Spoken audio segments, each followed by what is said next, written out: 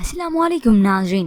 Drama serial बेटी के next episode में आप देखेंगे फिजा जिसके वालिद की तबीयत खराब हुई तो ऐसी सिचुएशन में दानिश फिजा का पूरा साथ देता है, बल्कि उसे तो उससे हमदर्दी भी होने लगी।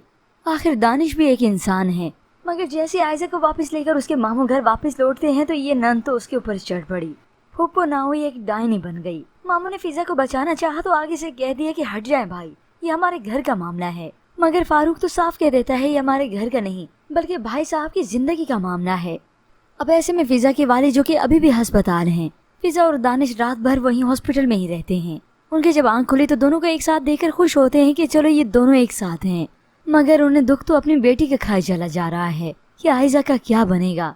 अस्पताल से घर वापस आ गए तो भी उन्हें यही फिक्र है। मगर जब दादी ने आयजा को जाते हुए यहाँ से देखा तो साफ कह देती हैं, तुम पे आशिकी का भूत सवार है, ना तो तुम्हें बाप नजर आता है और ना ही तुम्हें उसकी इज्जत की कोई परवाह है। ये तो फिजा ने आते हुए दरवाजे पर सुन लिया कि दादी क्या कह रही हैं और आयजा वाकई में पर्स उठाई यहाँ से जा रही है।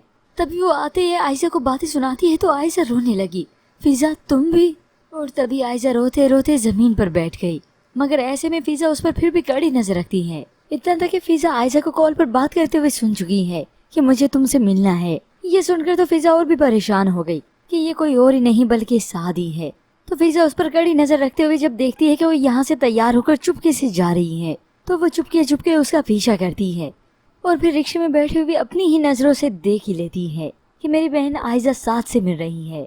बाप के साथ इसने इतना सब कुछ कर दिया, इतना सब कुछ हो गया, बर्बाद हो गया, मगर ये आज भी साथ के साथ खड़ी है। ऐसी सिचुएशन ने तो फिजा को बिल्कुल अंदर ही अंदर से तोड़ कर रख दिया।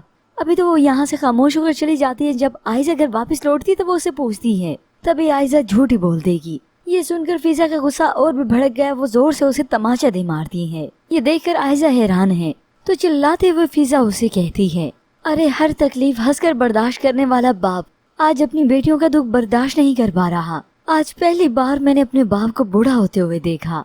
और आयजा ये सब कुछ तुम्हारी वजह से हुआ, तुमने ये सब कुछ किया।